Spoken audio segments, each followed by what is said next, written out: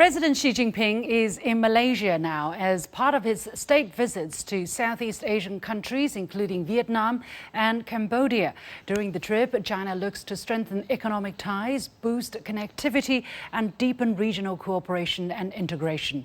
Ahead of the visits, President Xi Jinping underscored the importance of building a community of shared future among neighboring countries. And this is what President Xi intends to do, especially in Malaysia, which hosts this year's ASEAN Chairmanship. So how does China's neighborhood diplomacy align with the concept of building a community of shared future with neighboring countries?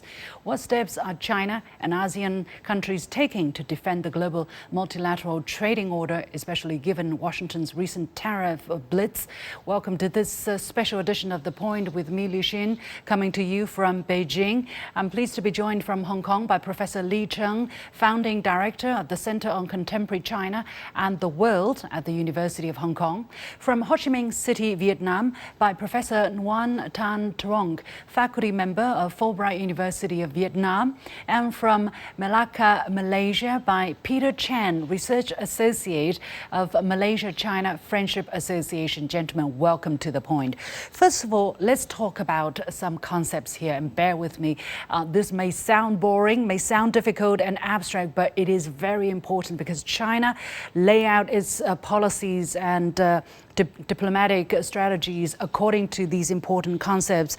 Professor Lee, let me go to you. As I mentioned, just ahead of the visit, basically last week, President Xi reiterated the importance of building a community of shared future with neighboring countries. Why is that? And exactly what does that concept mean for neighboring countries of China, especially in Southeast Asia? Well, the concept is not boring and certainly not abstract. In light of recent development, it's clearer ever than before. And particularly in contrast to what's going on in today's world, you see that on the other side of the Pacific, in the previous administration talk about the two-block narrative, talk about authoritarian versus democracy. That narrative certainly proved to be wrong.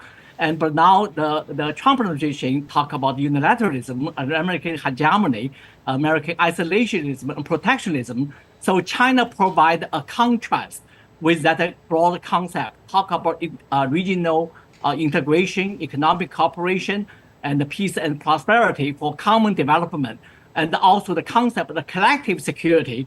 So I think that that concept resonates very well in this part of the world. Exactly what kind of difference will it make on the ground, Mr. Lee? I'm staying with you here. And how receptive will neighboring countries be to this concept? I think that China's Belt Road Initiative certainly wanted to try to extend China's own success for transportation, whether we by sea or inland, and to also share that development with other ASEAN countries, which now whether it be road, seaport, and other kind of development. This is also echo what Larry Summers, the former Secretary of Treasury of U.S., said that when U.S. gave countries, whether ASEAN country or other country, a lesson, China want to build airport. So that's the spirit. But also talk about inclusive growth, mutual respect, and diversity, respect diversity, because this region with different religion, different history, different political system, and etc. So the shared destiny talk about the common challenges to reduce the differences, enhance the commonality. That's the spirit. That's the very detailed, very specific policies. I think that certainly, I think the country, the region largely welcome that development. Professor Nguyen, what's the perception and reception of this new concept in Vietnam, the idea that China wants to build a community of shared future for neighboring countries? How is this concept going down with people in Vietnam? I think the reception is considered to be quite positive in Vietnamese public because they believe that China's contribution to the peace and prosperity in the region is very important. And if we look at the broader picture right now, and we can see that the world is so volatile. And so if China can be instrumental in building like a community of shared future, it's very good for Vietnamese exporters, also for Vietnamese farmers, because now you can see that when we look at the Vietnamese exports of agricultural products to China, and we can see a big jump in recent years. And if China can enhance more cooperation to build a community of shared future between Vietnam and China, also with other regional countries, I think it's very good, and it's lay the foundation for the future cooperation, the future prosperity in the region. Mr. Cheng, from Malaysia's perspective, China's principle on neighborhood diplomacy has been pretty clear. There are four major ideas: that of amity, that of sincerity, that of mutual benefit, and that of inclusiveness. Now China is promoting this idea of building a community, a shared future with neighboring countries. How do you understand as to the evolution of elevation of China's understanding of its diplomacy with neighboring countries, including Malaysia? I echo Professor Lee's opening line. The concept is not boring or abstract at all. The concept is very interesting and very real. We experience it on the ground. It has brought about transformative changes in Malaysia. The BRI, for example, has just celebrated its 10th anniversary. We see how it has transformed Malaysia in many, many ways. And the BRI itself has transformed from just bricks and mortar to digital BRI, sustainable BRI, health Silk Road, education BRI. So this idea of sharing a shared future with the neighboring countries for us here in Malaysia is very real. It's empirical. It is something that is very concrete. We saw the future in China. We saw how China transformed itself. And we thought that could be our future as well. So this concept resonates very strongly for us here in Malaysia, and I believe for the rest of Southeast Asia. At a press conference on March 7th this year, China's top diplomat, Foreign Minister Wang Yi, talked about neighborhood diplomacy. He said China will continue to open wider to neighboring countries, including through unilateral initiatives, and share more.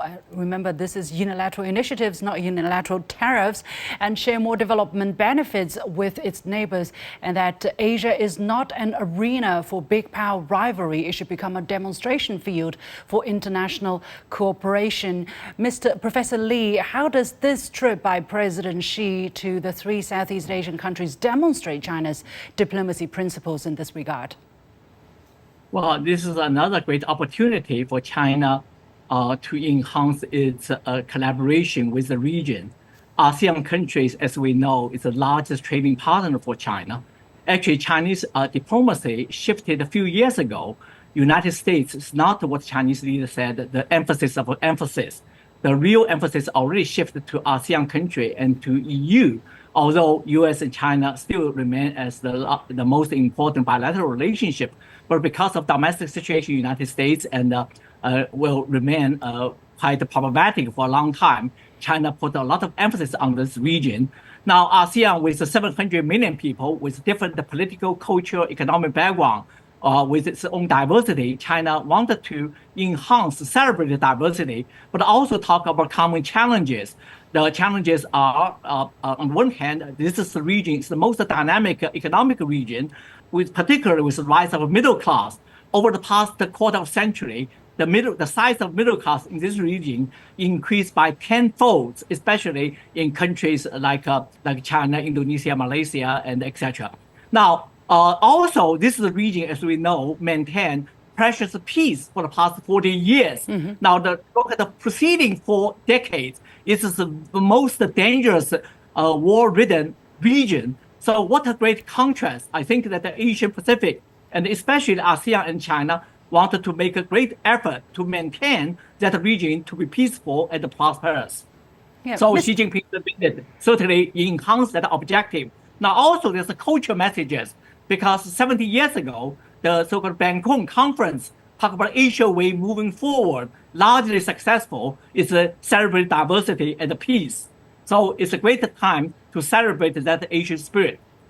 Mr. Lee, let me ask you this question out of curiosity, because actually something is happening between China and Southeast Asian countries, for instance, Vietnam, where many jobs low in the value chain actually have left China and settled, relocated to countries such as Vietnam, such as garment factories. And yet it seems that the way how China has dealt with this kind of loss of jobs or manufacturing differently than some other countries, and it doesn't seem to use the way, for instance, tariff or some other arbitrary means to try to retain these jobs and, stop things from flowing.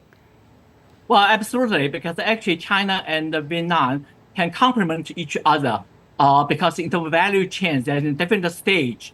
But China is a huge market. It will be very, very important for Vietnam's further development. But on the other hand, that Vietnam is also a very, very important China because of some of the industrial chains or supply chains. China can collaborate with Vietnam in this area. Of course, two countries still have tremendous room to develop in the economic area. But my point is that should be more complementary to each other rather than compete against each other. Professor Nguyen, this year marks the 75th anniversary of the establishment of diplomatic relations between China and Vietnam. Talk us through the China-Vietnam relationship recently. What have been some of the major breakthroughs and highlights? And what kind of cooperation is Vietnam pursuing with China under the new leadership of To Lam? If we look back at the history of the relationship between Vietnam and China, and we can see that China is the first country to recognize the Democratic Republic of Vietnam in 1950. And throughout the process of 75 years of bilateral relationship, we can see the two countries have been going through a lot of ups and downs. But in recent years, and we can see that the two countries have reached the elevation of bilateral ties. And in December 2023, and we could see that President Xi Jinping visited Vietnam, and last year General Secretary To Lam visited China, and now we have welcomed President Xi to visit Vietnam, and we see that the high-ranking visits between the top-ranking officials, the top leaders from both countries, marking the sincerity and the trust between the two countries. And on top of that, we can also see about the investments. Now China is the sixth largest investor in Vietnam in terms of cumulative investments, and is a big jump in investments from China. And if we compare to like around 5 years ago, and China was not in the sixth position, it was now in the league. And besides that, China is now having received more imports from Vietnam and open the market for Vietnam exports. And that also shows the willingness of the Chinese government to have like win-win relationship with Vietnam and for the common prosperity, as President Xi and Vietnamese General Secretary To Lam already agreed upon. And we can see that in terms of trade, investment, and in terms of high-ranking officials visit, and also in terms of dispute resolution in the South China Sea, and we can see a lot of progress between the two countries. In terms of cultural exchange or Vietnamese students in China, and we can see like a big number of Vietnamese students in China right now, a big jump. And Vietnamese students in China is now accounting for the biggest number of ASEAN students in China, around like 23,000 Vietnamese students in China right now. And I think that the cultural exchange and educational exchange is very important for the future relationship between the two countries. It's great to hear that. Now let's turn to Malaysia, where President Xi is at the moment, and his state visit will last 3 days in Malaysia. Mr. Cheng, why the importance? Why is he spending so much time, and what will be high on his agenda? Malaysia and China has got a very special relationship. We just celebrated our 50th anniversary last year. We pride ourselves as the first Southeast Asian country to establish diplomatic ties with China in 1974. And for that, I think our Chinese counterparts really appreciate Malaysia's gesture at that time. And that's still our relationship. Our relationship obviously goes back much further to the Ming Dynasty. But the modern relationship has been very strong. And it's underpinned by very basic kind of pragmatism, the ability to stand back and look at the big picture. Sure, we have some differences. Sure, we have some challenges. But the big picture shows that we have a lot more overlapping interests, common good that we could pursue. And leaders of both countries has kept to that strategy or policy and able to step back and work for the common good. And it has bear fruit. Over the last 30, 40 years, we have worked together, shared common purposes, shared future for humanity, shared future for the neighborhood. And this is becoming realized here on the ground. One distinct relationship that Malaysia and China has, and in particular between President Xi Jinping and Prime Minister Anwar Ibrahim, is their common interest in this President Xi's project, Global Civilizational Initiative.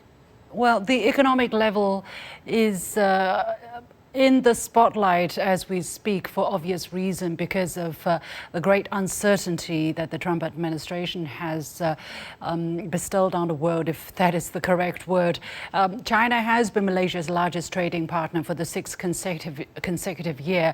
Mr. Cheng, do you see China, Malaysia and other ASEAN countries working together, that they have the ability and the will to work together to protect their legitimate rights and interests in terms of trade and economic connectivity? Absolutely. That is the top agenda issue on the agenda right now as President Xi visits Malaysia and Southeast Asia. How do we collectively shape a coordinated response to the turmoil that has been unleashed upon us from Washington? I think we all need to come together and to find a common ground and common strategy to work together. And I think China's coordinated response agreement with Japan and Korea last month to shape a collective response is a good model to work from. That ASEAN too will want to work together with China to how to mitigate and respond to the great unpredictability and instability that we're in right now. Mr. Lee, now Malaysia holds the chair of ASEAN this year, and Prime Minister Anwar Ibrahim has been a strong voice for strengthening regional cooperation, integration and multilateralism. What do you see China and ASEAN doing together, collaborating as the second and fifth largest economies to protect openness, protect multilateralism and to protect the interests of their industries and individual citizens in this phase of global uncertainty? Well, at the time that the U.S. and the Trump administration launched a trade war against the world, so you cannot emphasize enough the importance of ASEAN country with China. This is a large economic entities, and China's investment in the region, ASEAN country, increased by 20 times over the past 20 years. And the ASEAN country is also becoming one of the most dynamic regions in the world. But also, besides, we talk about the educational exchange with student exchanges. At the time, sounds like the U.S. will reduce foreign students. I think it's also very, very important. Another thing is, as we know, that President Trump also withdrew from Paris Agreement. But I think the ASEAN country and China now also emphasize green development, because this is the region where the ASEAN or China all suffer from the sea level change. And so they pay attention to the importance of clean energy and the climate change. So I think that area, the collaboration, will set a good example for other countries. I think the EU will welcome this development. So I think all these areas with the tourism, now you look at the flights between ASEAN and China, now every week it's about 2,300. The speed increase is very, very, very quick. I think that will compensate some of the loss in terms of U.S.-led protectionism and also reduce tourism and foreign students and foreign economic trade. So I think this will be the most dynamic region in terms of free trade, in terms of economic integration, will be very, very important at this time of uncertainty. Professor Nguyen, now you mentioned differences that China and countries in Southeast Asia, for instance, Vietnam, still have, and yet that doesn't seem to prevent them from finding the common ground to work with each other. Yet faced with such important shock waves, such grave shock waves from the United States, the world's largest economy, it is inevitable that different countries will have different rhythm and different strategy to react and to respond. Do you think countries such as Southeast Asia, such as Vietnam, will be forced to take sides when it comes to dealing with the different economic relations? Will they be in a difficult position if they want to maintain their relationship with the United States, but also increase their economic cooperation and political and cultural cooperation with China?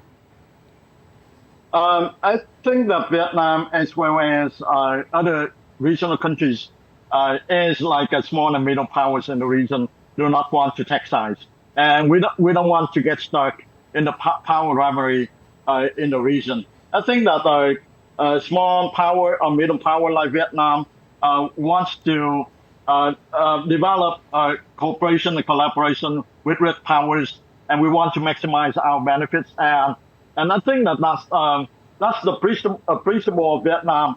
We want the peace and prosperity in the region, and we expect the rich powers like China and the U.S. to behave responsibly in the region. And so that's the reason why China's contribution to the peace and prosperity in the region is highly appreciated by the regional countries. And Vietnam will appreciate that. And I think that now is the time for China to prove that it's a responsible, rich power in the region, and it can rewrite the rules, and it can create some kind of like the community where countries in the region can share the benefits of the win-win cooperation in the region, especially in trade and investment, and the concrete measures and the concrete offerings from China will be welcome from the people in Southeast Asia. Let's talk about the perception of China in the eyes of Southeast Asian people. According to a survey that's conducted by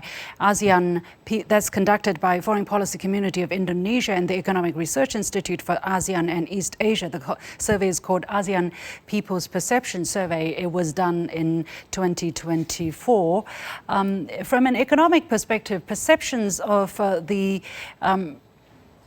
the most beneficial partner for ASEAN growth were led significantly by China at a whopping 44%. Also, in terms of the most relevant partner for the future of ASEAN, China topped the table with 32%. Although, interestingly, China is not viewed as the most trustworthy and reliable partner.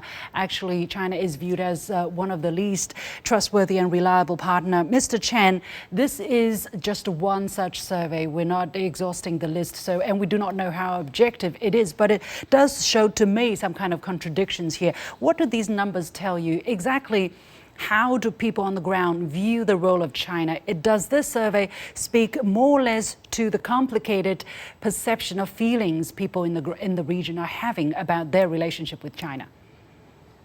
Well, the perception among Southeast Asian or China, sure, there are certain kind of uncertainties tied to China's presence. There are some challenges that China poses to some of our national interests.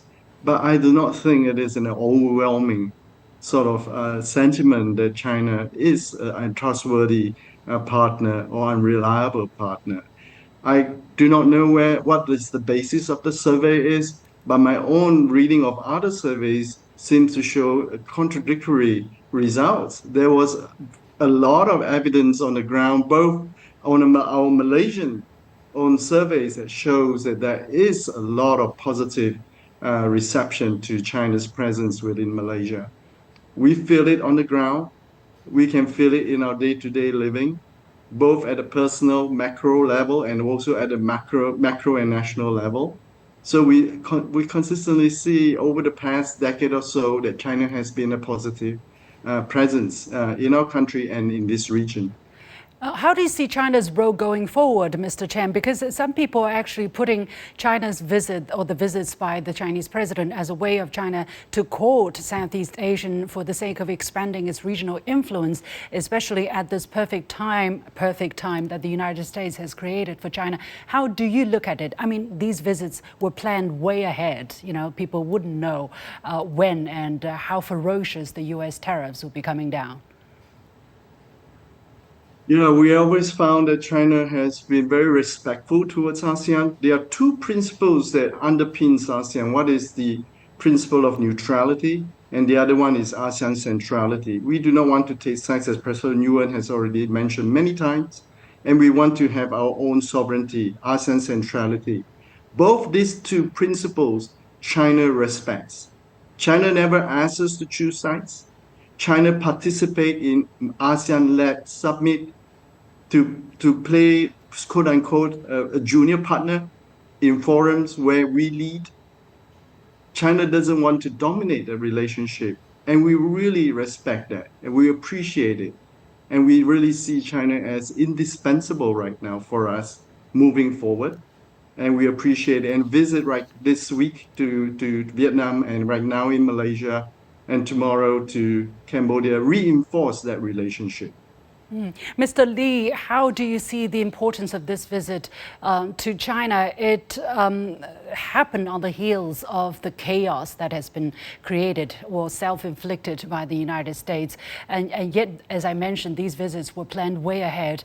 Exactly how important is ASEAN and the region for China? Is China thinking of courting countries in the region for its regional ambitions? Well, first of all, Liu Xing, I want to applaud you and the CGTN for mentioning the survey that certainly this is the area China should make some improvement. This could be misunderstanding or could be rapid change and rapid growing power of China. So naturally, a different country may have different reaction. And also besides that, in terms of soft power, despite the U.S. influence in this area decline, but still probably, relatively speaking, quite strong. So that probably explains some of the survey results. But the fact that President Xi Jinping visited the region showed respect to all these three countries and talk about China's diplomacy, China's the effort to improve well-being in that region, and China's diplomatic approach, as Mr. Chang said, the respect ASEAN's two principles. That will resonate very well. I think with this kind of frequent visit, particularly by head of state, I think the relationship will be improved in the months and years to come. I would believe that after a few years, the survey will be very, very different than the result. Actually, if you compare with a few years ago, you do see improvement in Malaysia, in Singapore, in some of the other countries. But I think that, again, because the whole region is also in a very important transition in many countries, economic and political development. So I think China should be even more sensitive, talk about the inclusive growth on the one hand, in terms of economic development, but at the same time, also talk about the mutual respect. And so I think that President Xi Jinping certainly will do that in his visit in this region. All right. We have to leave it there. Time has run out, but definitely a very important, a very significant period in history that we're witnessing. Many thanks to my guest, Professor Lee Cheng from the University of Hong Kong, Professor Nguyen Thanh from the Fulbright University of Vietnam, and Mr. Peter Chen, Research Associate of Malaysia-China Friendship Association.